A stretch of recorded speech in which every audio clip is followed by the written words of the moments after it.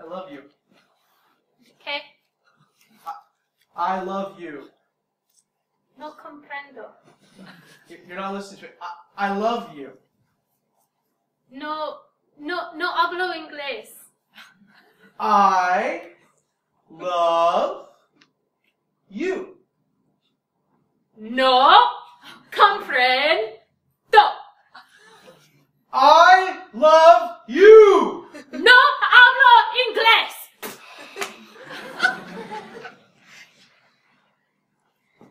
Doesn't matter how much you love each other if you don't speak the same language. If you can't communicate that love, if the other person's not understanding what you're saying, there's just a breakdown in communication.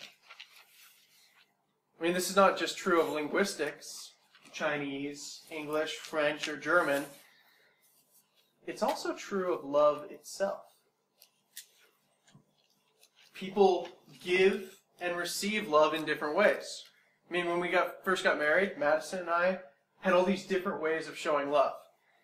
But because we weren't on the same page, we didn't understand how the other person was trying to communicate their love. Me? I need affirming words. Tell me that I'm beautiful. But Madison shows love through serving, for doing things around the house, helping me out at work, doing the things I don't want to do, which was great. But it wasn't how I received love. I knew intellectually that she was loving me, but emotionally it wasn't resonating with me. So she kept trying to do all this service around the house and doing these things for me to serve me, but I didn't get it. I was like, stop doing stuff and come talk to me. And she was like, I'm doing this for you, you big idiot. Direct quote. I've always been really good at giving gifts. But Madison was raised in a pretty well-off family that gifts were kind of just a given. They just could always do that, so it became an assumption. It wasn't something above and beyond to show affection in their family. It was just sort of a given. We both loved each other and we wanted to show it, but we weren't speaking the other person's language.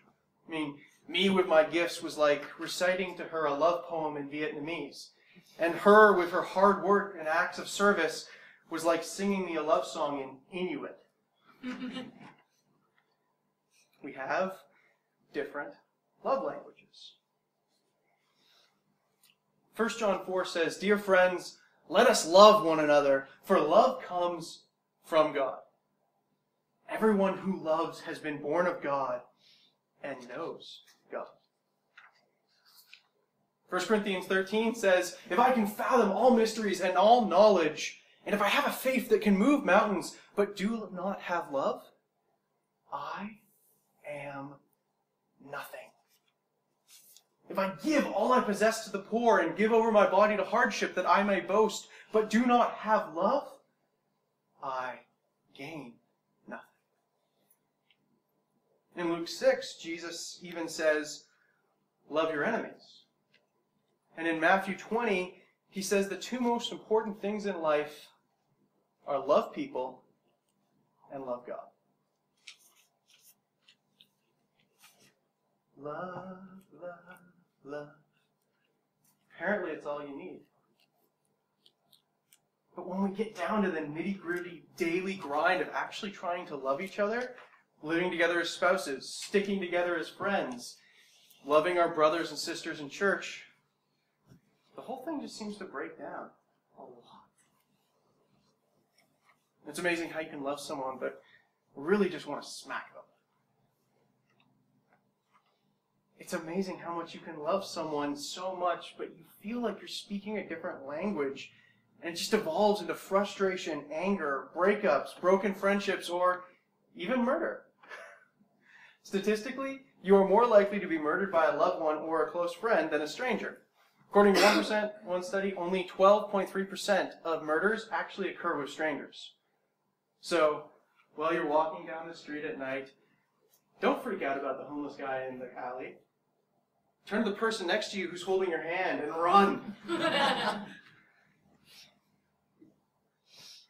Recently, in an attempt to navigate this crazy little thing called love, a Christian psychologist named Dr. Gary Thomas wrote a book called The 5 Love Languages. Can I get the slide on? Thanks. Next slide. One more. That's good. No, back there. That's right. Thank you. Sorry. I'm sorry. Good job. All right. Dr. Thomas said that each person's uniquely wired to experience and give love in different ways. And he gave 5 main love languages people have. Number 1 is words. So encouragement, support, saying things using your words. Number 2 is time. Giving your undivided attention to someone. Number 3 is touch. Hugs, pats on the back, and for marital relationships, sex. 4, service. Acts of service, planning, cleaning, doing things around the house for the other person or for your friends. Number 5, gifts. Buying things, making things, showing your love through physical gifts that they can wear, put in their room, enjoy. When Madison and I heard about this, it actually really helped our relationship. Because if I'm loving her in a way that makes sense to me, but doesn't really do anything to her, there's just a breakdown in communication. This one-size-fits-all approach doesn't work for love. You need to take the time to figure out how each of your friends or loved ones or colleagues are wired in order to learn how you can love them best in their unique way of receiving and giving love. And that's the hard part, isn't it? People keep trying the same thing over and over again. They love in the way that they like to be loved, or the way that they as a child were always loved by their families. But not all of your friends experience love in the same way you do. And so communication keeps breaking down. It's like arguing with a Japanese grandma at a grocery store. This actually happened a couple days ago to us. So, you're speaking 2 different languages. So let's go through these 5 love languages, and maybe you'll see one and say, oh yeah, that's totally me. Or no, that one does nothing for me. That's not how I'm wired. You'll probably say, well, I like all of those things, all 5, but there will be maybe 2 or 3 that really stick out to you as uniquely you. That's how you give and receive love. So, let's do it. The first love language. Next slide. Words. Words of affirmation, support, encouragement, respect, love. For me, Madison can clean the house, do the dishes, pay the bills, but honestly, all she really needs to do is say, honey, I think you're doing a really good job at school. You're so smart. And literally, that's all I need.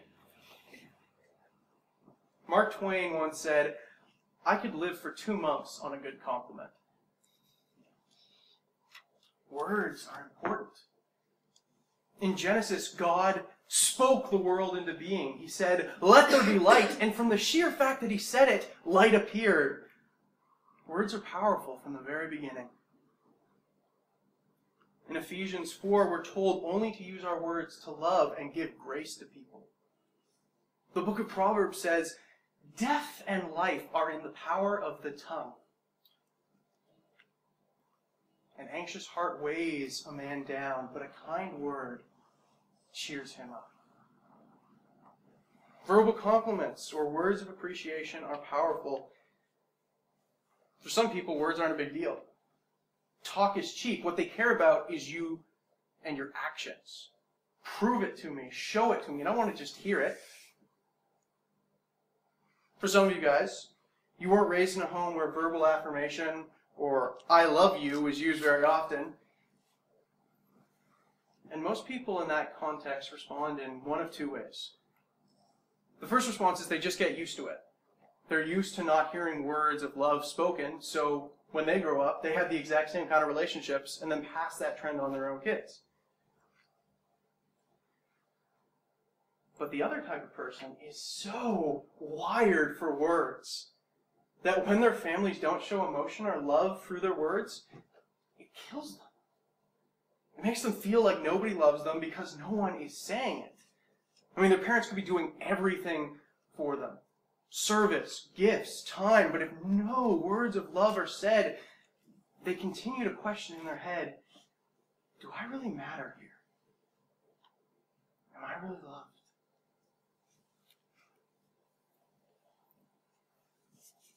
Now, obviously, some of this is cultural. A few weeks ago, I was leaving the office at church, and I looked at Pastor Owen Leung and said, I love you.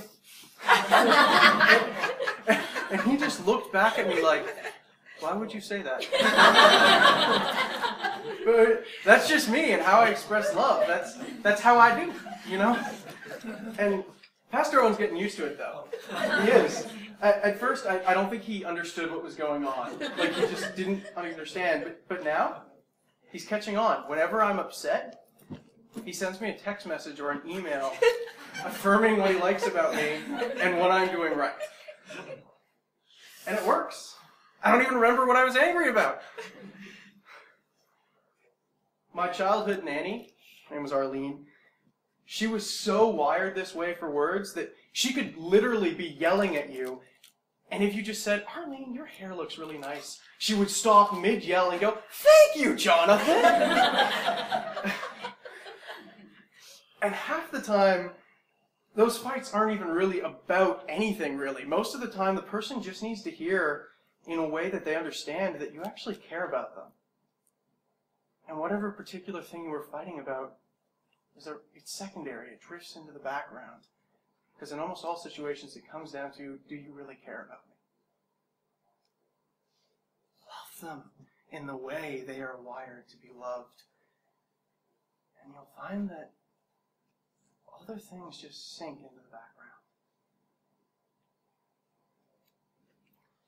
If you weren't raised to be very loving in your words or to show verbal emotion, you probably need to work hard to learn how to do this for those around you. I guarantee that many of your friends, bosses, colleagues, peers, pastors, elders, aunties, and your future partners, many of them will be wired this way. And an encouraging word might mean more to them than anything else you do. Eventually, when you have a family, words may be your spouse's love language, or at least one of your kids' love language.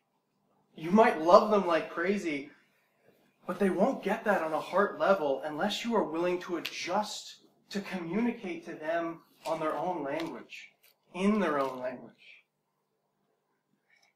So begin now. Start learning about the people around you. Is their love language words? Then take the time to notice their strengths and improvement. Then compliment them on them. Be gentle and encouraging with the words you say to them, because just as kind words show them love, cruel words can hurt this personality type more than anything else. First love language is words. Words of love and affirmation. Love language number 2. Time. But not just time. Quality time. Saw a cartoon once. I heard of a cartoon once. It was of a typical family. This dad watching TV, the mom's reading, the son's playing a video game, and the daughter is texting, and the cat's watching the fish tank. And the caption underneath read, "At least we're all in the same room." Time is not just time spent in the same general area. I'm talking about quality time. Time talking, asking questions, going out to eat, going for walks, playing games, doing stuff together, listening intentionally to one another, actually responding, and even looking at the person in the eyes for a few seconds before you look back to your phone. I mean, the classic film era example of this was that you had a parent who worked all day long to get the money to give us the gifts and things we need to do well in the world, and you appreciated that immensely, but what you really needed all along was them. They are with you, present, quality time. On the opposite end, for some of you, though you want to spend time together, this isn't your big thing. I have one friend who, I haven't seen him in like 2 years, and we haven't really talked in between that time, but when I go back to the States and see him, we'll pick right back up, because quality time isn't a big deal for him. We can have 2 years without talking, and then back. We're good. That's just how he's wired. He doesn't need as much. If you're more introverted like me, perhaps the amount of time isn't always the biggest deal to you. A hangout once in a while is enough. But for my wife Madison, and she's like, dang it, he's going to use me all over this sermon. But for my wife Madison, quality time is huge. Often I come home after work and all I want to do is like lay on the couch, watch Netflix, and pretend the world does not exist. But she has her own love language of time. And she needs me to be present with her, talking through our day, eating dinner, playing a game, going for a walk. Quality time. I could buy her a pony, but if I didn't come home and say, how was your day? Let's talk. Tell me about what's going on. Let's go do something. It doesn't matter. In our first year of our marriage, most of our fights were at the end of the day because I needed her to love me with her words, to tell me she appreciated me, and she needed me to love her by spending lots of time. Concentrated, extroverted time with her now that we're finally home together. We were speaking 2 different love languages. She was speaking American and I was speaking German, and we were headed for World War III. You need to identify what kind of people your friends and family are and learn to love them with your time in the way they need you to. You also need to understand what kind of love language you have as well, so you can express that to others and let them know what you need. They're not mind readers. So love languages, words, and time. Quality time. The next love language is touch. There's a story in the Gospel of Luke, chapter 5, when Jesus encounters a man who had leprosy.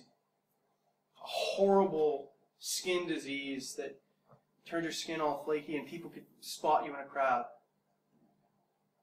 Lepers had to live outside of civilization in the woods, and no one could touch them or come near them, including for their families, because everyone was afraid of catching the disease. One day, Jesus encounters a leper. But instead of running or looking away and moving past, Jesus reaches out and touches him. Gives him the dignity of skin upon skin, the lost warmth of a human embrace. This sick person who hasn't felt human touch for possibly decades since he got sick. And Jesus thinks that human touch is so important that he risks disease and cultural backlash to reach out and touch him.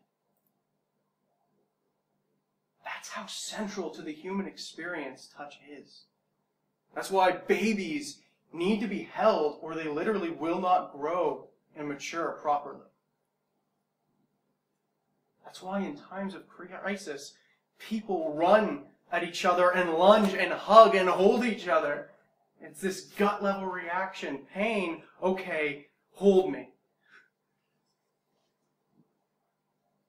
Physical affection stimulates oxytocin, a hormone that makes us feel good. When that is flowing, stress is reduced, blood pressure goes down, mood improves, and pain is literally more manageable. Touch is fundamental to the human experience. Whether it's the hug of a brother or sister, a kiss on the forehead from a parent, holding hands with your friend in a busy place and you're afraid you're going to get lost, or sexual intimacy in a cold, dark night. We are sensual, physical beings. For some people, it's more important. For others, less. But everyone at some fundamental level needs touch. Part of understanding someone's love language is to learn how important touch is to them and to you. You might really like your own space, and someone getting all up in your grill is like, nope, back off. I don't come fu. For some people, they need to be in constant physical contact to feel close to anyone. I mean, some days me and Madison will just keep butting heads and arguing, and then one of us will just soft and say, "What's really wrong? What's going on?" And she'll say, "You haven't kissed me all day long. Come here." And that was just it. We just needed to hold each other. And that was the whole problem.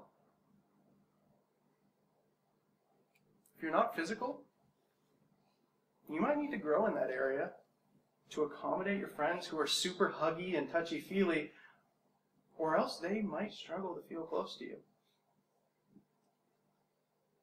And if you are super physical, you need to be aware of those who aren't, so you don't overwhelm them with your many bear hugs.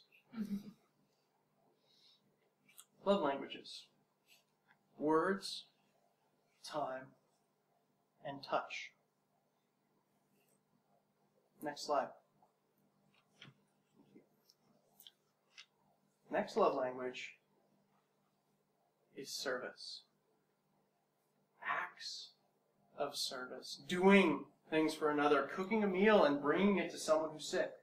Doing dishes. Taking out the garbage. Painting a wall. Mowing the grass.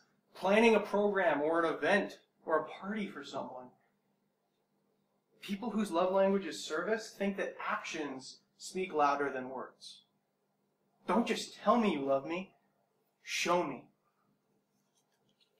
Cory Booker says, quote, "In life, it is never the big battle, the big moment, the big speech, the big election. That does not change things. What changes things is every day getting up and rendering small acts of service and love beyond that what's expected of you or required of you." Jesus constantly served. He washed people's feet, took care of the homeless and sick, and indeed, his very death was an act of service for humanity. In Matthew 20, Jesus says, "I came not to be served, but to serve." I mean, in almost every other religion, someone showed up and said, "Hey, everyone, I'm God. Make me a sandwich. Rub my feet. Carry me around on a red ruby cushion. Make a gold statue of me looking poignant." But Jesus shows up and says, "I came not to be served, but to serve." All Christians are called to serve. Serve each other, serve the community, serve God. But for some people, this isn't just a moral command or something you have to do. This is how you are uniquely wired to show love. This is their love language. They're the ones always doing random acts of kindness, who love serving others, being helpful, putting up chairs, planning programs, working hard. These people are awesome. Without these people, the church just falls apart. They get so much done and are willing to do so much for the people they love. But it's also common for them to get taken advantage of.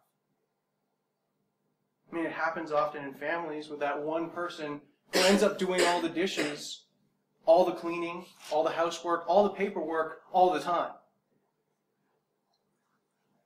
You need to be sensitive not to abuse this person's love language and realize that though they are willing to love you for acts of service, odds are that means you need to love them through service as well, because that's probably also how they receive love. So don't just sit on the couch and watch them go. Offer to help out sometimes. Love languages. Words, time, touch, and service. Final love language is gifts. In the book of John, a prostitute takes a pound of very costly oil and gives it to Jesus as a gift, pouring it on his feet with love. Judas, you've probably heard of him, who is the keeper of the money bag in the group, he gets mad and says, "Why did we waste this and not just sell it for money instead?" And Jesus flips out and talks about how wonderful this gift is. Gift giving is a love language. Gary Thomas says a gift is something you can hold in your hand and say, "Look, he was thinking of me," or "she remembered me." I mean, you must be thinking of someone to give a gift. The gift itself is a symbol of that thought. It doesn't matter whether the gift costs money. What matters is that you thought of him or her. And it's not the thought implanted only in our mind that counts, but it's the thought expressed in actually securing the gift and giving it as an expression of love. End quote. Now, I mean, obviously all of you look forward to Christmas, or most of you, but this is a bigger deal for some people than for others. For some people, this is one of the primary ways they express love, and they'll give gifts all year round. Little things here and there. They put a lot of effort into finding the perfect gift for you, thinking through every detail, even making a gift from scratch, and putting all of themselves and their love into it. If someone with this love language gives you a gift and you say, "Thanks," then put it down and don't look at it again, you just slap them in the face. If you forgot their birthday and didn't get them a gift, you've just declared war. They need a physical reminder of your love, something they can wear, can use, can show off, can put in their room. That's how they feel loved, through gifts. And if you know someone like this, you might feel close to them because you hang out all the time, but they might need something else to feel that connection as deeply as you do. Madison's dad is a gift giver. He's not a talker, he's not really touchy-feely, but he loves giving gifts and buying people things. It makes his whole day. Nothing makes him happier. But he doesn't like getting gifts at all. In fact, he seems to hate it when someone gets him a gift. And I've never told him this. I guess I'm sort of telling him now if he listens to this online. I've never told him this, but I've always wondered, is it because he puts so much effort into giving gifts and no one else ever seems to take giving him a gift as seriously? He's always disappointed on his birthday because no one put as much effort into his gift as he has put into theirs throughout the year. No. It's just another example of why knowing other people's love languages is important, and how understanding them can prevent pain.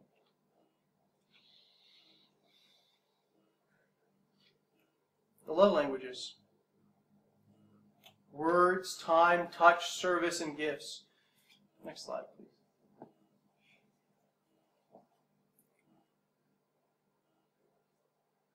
My love language is loud horns going off during the sermon.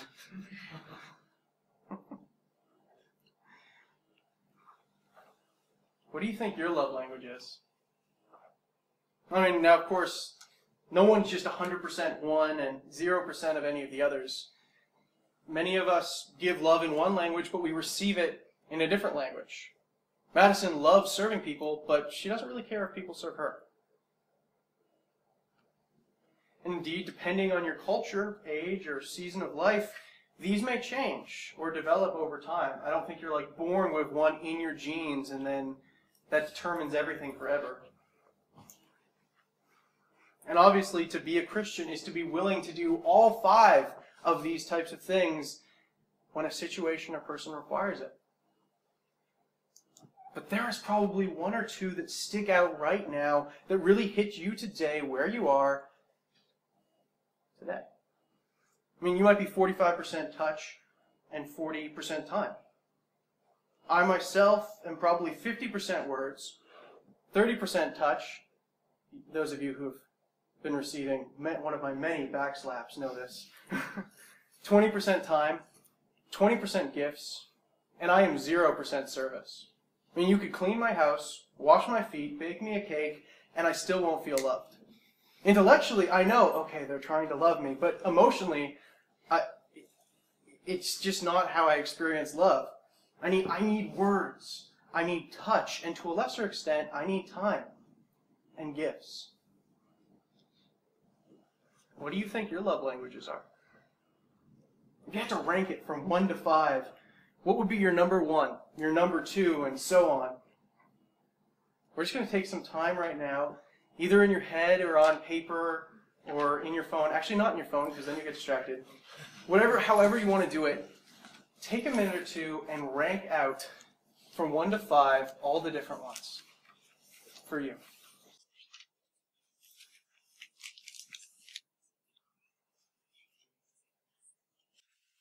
Yeah, you guys ready? Whose number 1 is words? Come on, use your words! Yell! Yes. Whose time? No, sorry. Touch. Okay, you can raise your hand. That makes sense for touch. Service. Gifts. Cool.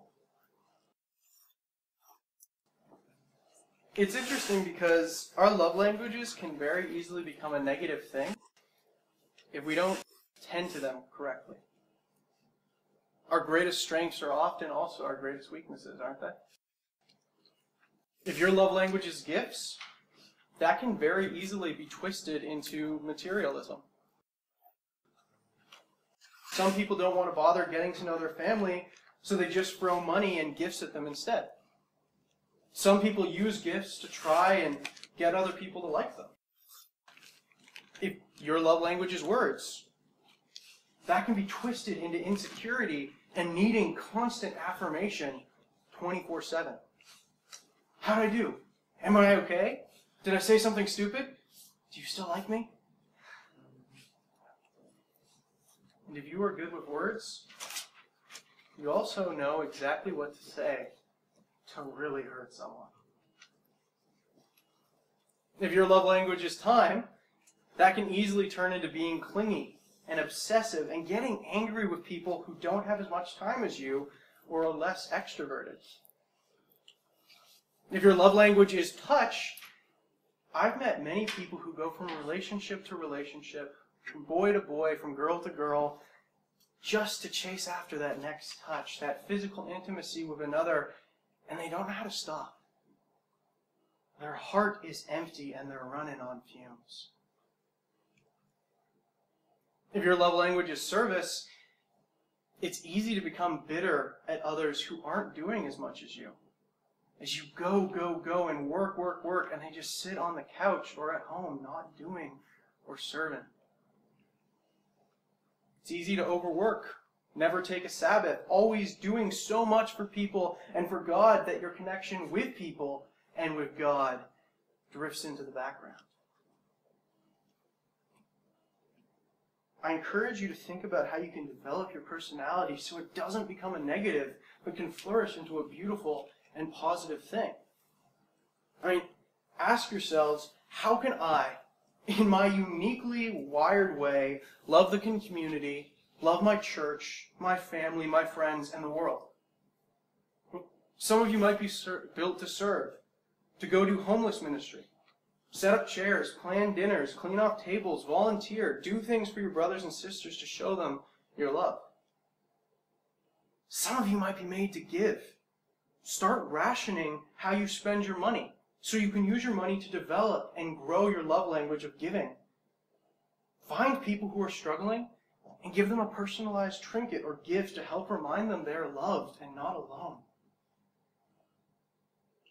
Some of you might be all about the words. Great. Start using your words to build up those around you. We need so many people like you because we're tired, discouraged, and insecure, and a few loving words can pull us back. Some of you might be all about touch. Use your hugs when your brothers and sisters are lonely. Give them a reassuring pat on the back when they're broken. Shake hands with the homeless people no one else wants to give the dignity of touch. High five the annoying kid so that he doesn't think that everyone hates him. Let him know he's not alone. Give a family member a kiss on the head. A kid. Give a family member a kid. Not a good idea. We'll be talking about that next week. Give a family member a kiss on the head so they know you are there for them. Some of you might be all about time. You might not have the right words to say in a tough situation or the gifts to give, but you can show up. You can be there when no one else wants to be. Sit with people who are lost and confused and just be there with your time. And you know, the love languages don't just apply to your relationships with other people. They also apply to your relationship with God. Each of us is uniquely wired to experience God and His love differently. I mean, in church, we seem to relate to God primarily through words, right? We pray with words. We listen to a sermon, which is a lot of words tangled together. We listen to song lyrics. We read the Bible and devotional books. Words, words, words, right? And that works great for me because I'm all about them words. But for many of you, that's just not how you relate to God. You need the words, but you need something else as well. For some of you, that might be service. Some of you will never feel closer to God than when you're feeding a homeless person or setting up chairs on Sunday or volunteering or hosting a church dinner in your home or doing things for people and for God. For some of you, you just need to spend quality time with God. Get out and go for a walk and just be immersed in His creation. Stop doing things for a couple hours. Stop working. Stop watching TV. Turn off the phone and the noise and just sit with Him. That was perfectly timed. For the phone to ring. Awesome. I'm keeping that in when we post it online. For some of you, you will feel closest to God when you are giving to Him. Giving your money, your time, and your energy. For some of you, you might not even realize how much joy you get in giving until you just start doing it. You may also feel close to Him when He gives things back to you. I mean, theologically, I don't think God is under any obligation to bless us with many gifts. But when He does, it can be quite a joyful, holy, spiritual moment. For those of you who are wired for touch, the God thing might seem to present a bit of an enigma. Where is God? I can't reach out and touch Him, can I? He's not physical. I can't see Him, feel Him, embrace Him.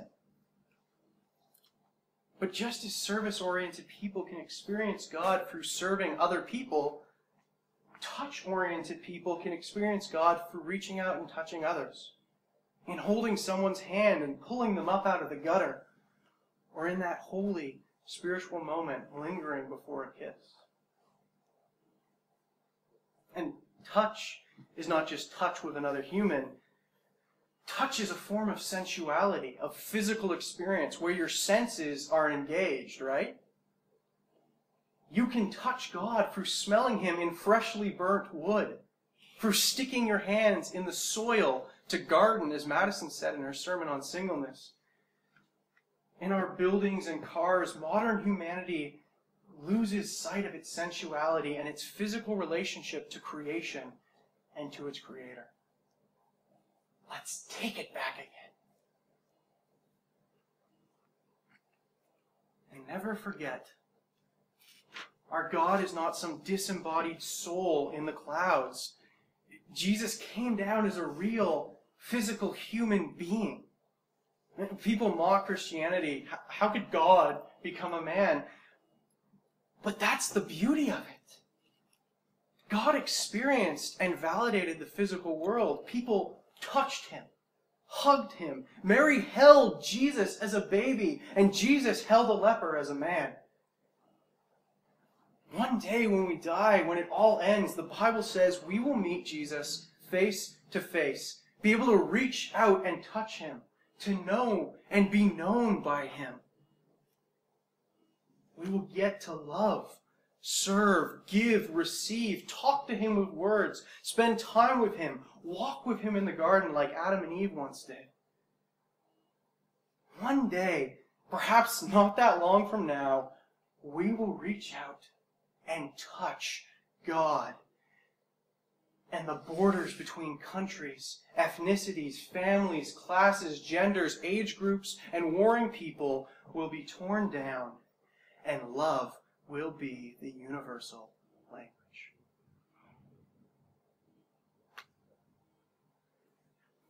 God, help us to love one another and to love you and to understand each other, to learn about each other, to figure out what it means to love each person uniquely, as a uniquely created being made by you and forged with different desires, different passions, different ways of communicating and feeling and loving and giving.